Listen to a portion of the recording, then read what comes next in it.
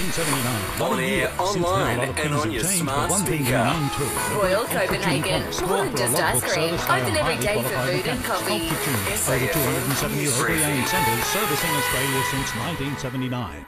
Hello, Emma Griffiths at your news briefing. Canberra Airport has been brought to a standstill with a person in custody after a shooting incident. ACT Police Superintendent Dave Kraft says fortunately no one was injured. A male has entered Canberra Airport in the departures area.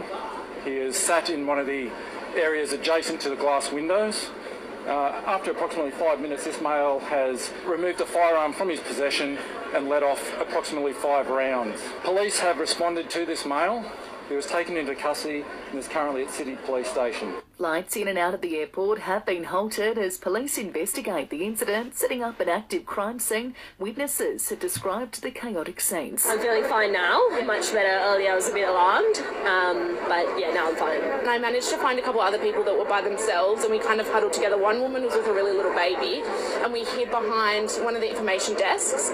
We hid there for a couple minutes because we just didn't know what was going on. That audio from the ABC. Meantime, investigations continue into a double shooting in Sydney. 2 women aged 39 and 48 were gunned down in a vehicle last night in Revesby. Hundreds of people have been evacuated from a residential building in Sydney's CBD. A fire broke out on the 8th floor in the early hours of this morning, with 500 forced to leave the premises.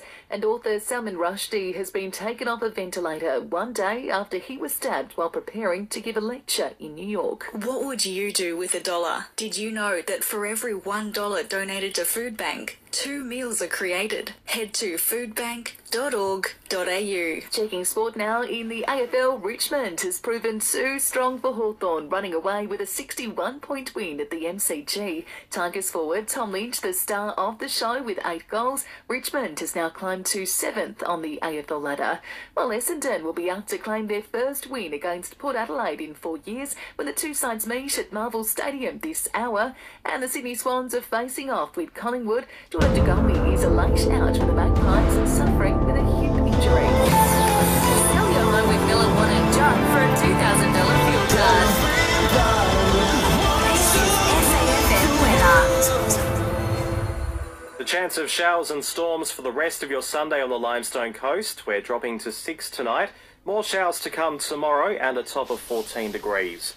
Don't forget the Listener app is the home of your local news. Join now to listen live or on demand.